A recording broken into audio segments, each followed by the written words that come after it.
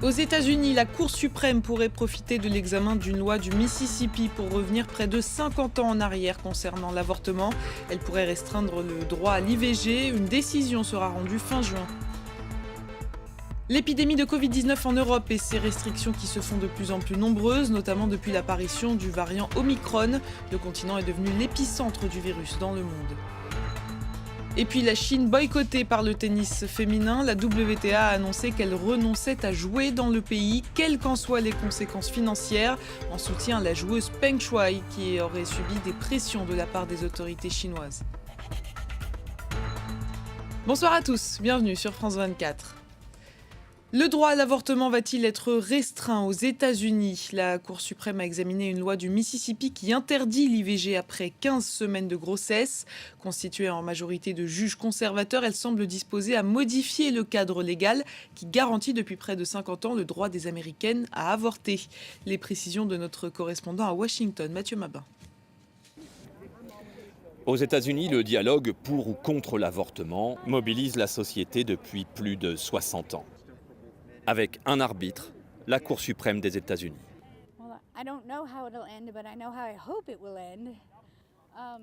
Je ne sais pas comment tout cela va finir, mais pour moi l'objectif est clair. Cela fait 30 ans que je me bats. Alors après 12 enfants et 30 années plus tard, j'espère que cette fois les arguments sont suffisamment convaincants. L'inviolabilité des fœtus avortés a été démontrée au reste de l'humanité. Lorsque la Cour suprême a pris sa décision il y a quelques années, ils ont laissé des clauses permettant de faire marche arrière. Et c'est ce qui se passe aujourd'hui. 5 juges ont accepté d'infirmer la jurisprudence Roe, mais avec les discussions, les débats et tout le reste, l'un d'entre eux s'est rétracté. Je ne veux pas dire que j'ai confiance en eux. Je pense que cette décision ne devrait pas revenir nécessairement aux juges de la Cour suprême. Au final, la vie doit être protégée. Je reste persuadé que la décision devrait revenir au peuple et à personne d'autre. Je ne pense pas que ce soit à la justice de prendre une décision aussi controversée. Ces militants hostiles à l'avortement viennent parfois de tous les États-Unis, mais essentiellement du sud américain, cette Bible Belt, cette ceinture de la Bible, qui cette fois pourrait bien faire basculer la loi américaine, ou en tout cas convaincre les 9 juges de la Cour suprême de leur donner raison. Toujours aux États-Unis, dans le chapitre de la pandémie, le variant Omicron a fait son apparition sur le sol américain ce mercredi. Il s'agit d'une personne entièrement vaccinée qui revenait d'Afrique du Sud. De nouvelles restrictions devraient être annoncées par l'administration Biden ce jeudi. Éléonore Vanel. Ce n'était donc qu'une question de jours. Le premier cas du variant Omicron a été confirmé aux États-Unis, dans l'État de Californie. The individual was a traveler who returned from South Africa on November the 22nd and tested positive on November the 29th. The individual was fully vaccinated and experienced mild symptoms which are improving at this point. Les personnes proches du malade ont depuis été testées, toutes sont négatives. Un premier cas positif qui pousse les autorités américaines à appeler une fois encore ses citoyens à se faire vacciner. The evidence that an individual with Omicron identified by sequencing actually has mild symptoms, is improving, I think is a testimony to the importance of the vaccinations. Malgré les discours rassurants, la Maison-Blanche envisage de durcir les conditions d'entrée sur le territoire, moins d'1 mois après la réouverture des frontières. Joe Biden doit annoncer ce jeudi des mesures. Parmi les pistes évoquées, un test PCR négatif obligatoire de moins de 24 heures avant le départ, contre 72 heures actuellement. Un autre test, 3 à 5 jours après l'arrivée, pourrait également être demandé. Selon des médias américains, une autre piste plus controversée et débattue, imposer une quarantaine de 7 jours aux voyageurs, quel que soit le résultat du test, sous peine de pénalité. L'épidémie de Covid-19 en Europe et cette 5e vague qui déferle sur le continent. Le nouveau variant Omicron se propage chaque jour beaucoup plus. L'OMS met en garde contre la combinaison toxique, selon elle, de faibles taux de vaccination et de dépistage du Covid-19 dans le monde. Le point avec David Gilbert. Face à une flambée des infections et un taux d'incidence à 452 pour 100 000 habitants, l'Allemagne devrait adopter jeudi de nouvelles restrictions, notamment l'instauration d'un pass sanitaire pour accéder au commerce. Et le futur chancelier Olaf Scholz a annoncé qu'il comptait aller beaucoup plus loin. Nous allons soumettre au Bundestag un projet de loi qui rendra la vaccination obligatoire pour tous. L'opinion publique allemande semble plébisciter cette mesure selon les derniers sondages. Chez le voisin autrichien, la vaccination sera obligatoire à partir du 1er février prochain et le confinement total déjà en vigueur a été prolongé de 10 jours à compter de jeudi.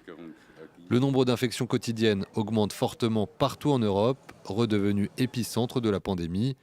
Chaque pays tente d'endiguer la vague actuelle en prenant de nouvelles mesures. Le port du masque redevient obligatoire dans les espaces clos au Portugal et au Royaume-Uni, deux pays qui accélèrent leur campagne de rappel vaccinal, tout comme la Norvège. Il faut augmenter d'1 million chaque semaine, mais je pense que cela peut être fait pour que tout le monde l'ait reçu d'ici janvier. Le Japon a suspendu les réservations de vols après un deuxième cas de variant Omicron apparu dans le pays. L'OMS assure pourtant que les interdictions de voyage sont inutiles. Paris semble avoir entendu le message et a annoncé la reprise des liaisons avec l'Afrique australe à partir de samedi, mais uniquement pour les ressortissants européens, soumis néanmoins à des mesures très strictes. De nouvelles restrictions seront par ailleurs mises en place pour les voyageurs du monde entier. S'agissant des déplacements des voyageurs qui viennent de pays en dehors de l'Union européenne, nous avons décidé d'instaurer un test négatif obligatoire de moins de 48 heures pour se rendre en France, que ces voyageurs soient vaccinés ou non. La France a recensé 13 cas suspects de variant Omicron qui a désormais fait son apparition sur tous les continents. Il a été détecté ces dernières heures au Brésil, au Nigeria, sur l'île de la Réunion ou encore en Arabie Saoudite. Une petite victoire pour les pêcheurs français dans le conflit qui les oppose au Royaume-Uni. L'île anglo-normande de Guernesey leur a accordé 40 licences de pêche. Elles leur sont indispensables pour continuer à travailler dans certaines eaux britanniques au-delà du 1er février 2022. Théa Bazdarevich. C'est une prise satisfaisante pour les pêcheurs français. Dans leur filet, 40 licences délivrées d'un coup par le gouvernement de Guernesey. La ministre française de la Mer salue une excellente nouvelle.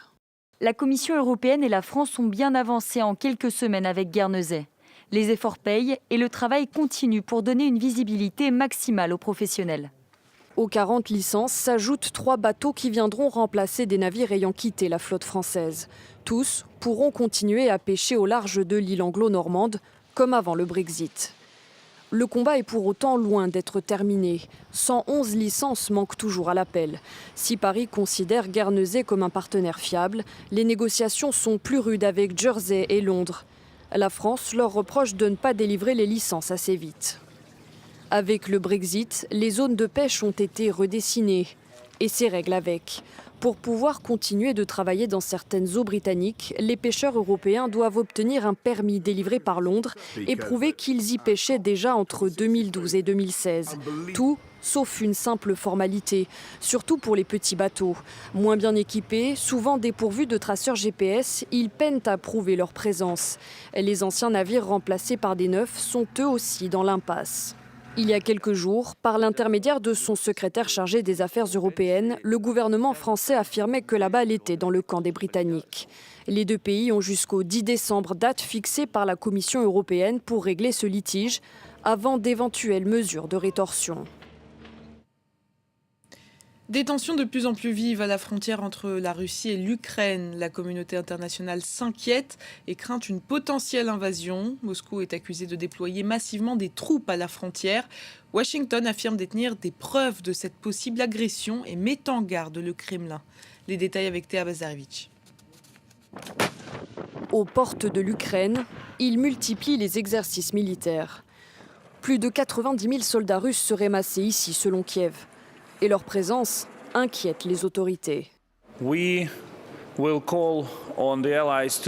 allons demander aux alliés de se joindre à l'Ukraine pour mettre en place un ensemble de mesures de dissuasion, comme des sanctions économiques qui seraient imposées à la Russie au cas où elle déciderait de choisir le pire des scénarios. À savoir, une invasion de l'Ukraine. Un scénario que les États-Unis ne laisseront pas se produire. À l'issue du premier jour d'une réunion de l'OTAN prévue de longue date à Riga en Lettonie, le chef de la diplomatie américaine a mis en garde la Russie. Nous ne savons pas si le président Poutine a pris la décision d'envahir l'Ukraine. Mais nous savons qu'il est en train de mettre en place la capacité de le faire rapidement. Nous avons clairement fait savoir au Kremlin que nous riposterons en cas d'agression. Le Kremlin, de son côté, se défend de toute velléité belliqueuse.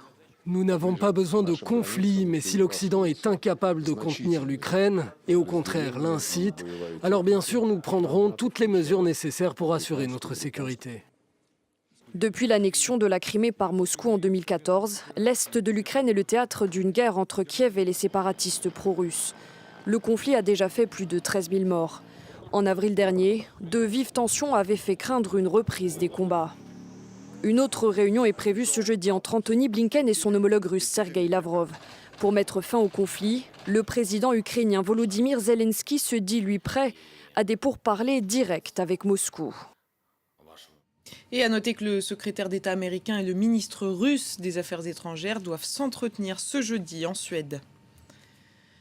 En pleine reprise des pourparlers sur le nucléaire iranien, l'accord de Vienne est-il déjà fragilisé? L'Agence internationale de l'énergie atomique affirme que l'Iran a déjà commencé à produire de l'uranium enrichi avec des centrifugeuses de pointe dans sa centrale souterraine de Fordo.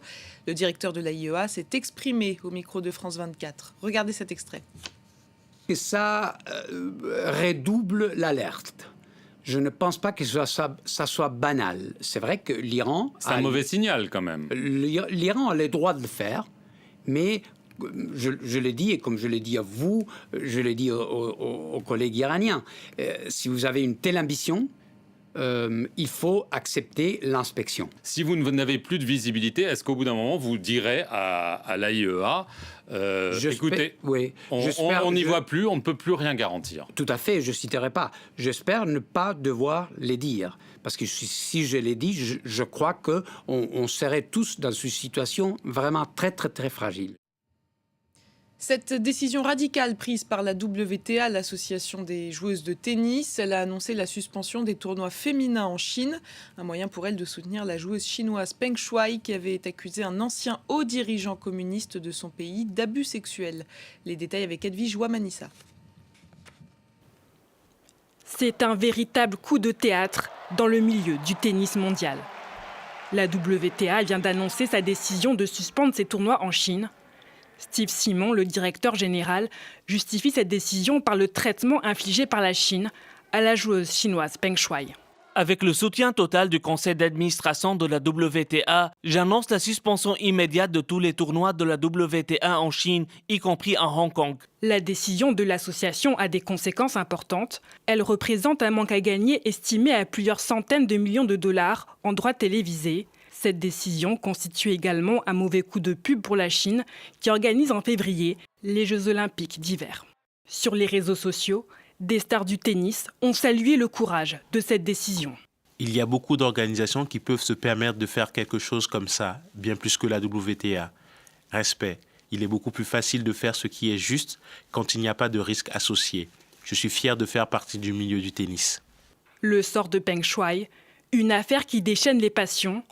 Sa disparition, après avoir accusé de viol un ancien haut dirigeant chinois, avait provoqué l'inquiétude et l'émoi dans le monde entier. Réapparue en public le 21 novembre comme spectatrice d'un tournoi de tennis à Pékin, la joueuse de tennis avait assuré être saine et sauve lors d'une visioconférence avec le président du Comité international olympique. Mais pour la WTA, elle aurait subi des pressions pour revenir sur ces accusations.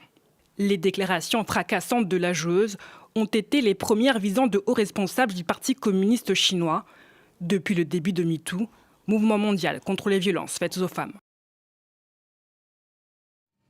Et c'est la fin de cette édition. Merci de l'avoir suivi. L'information continue sur France 24.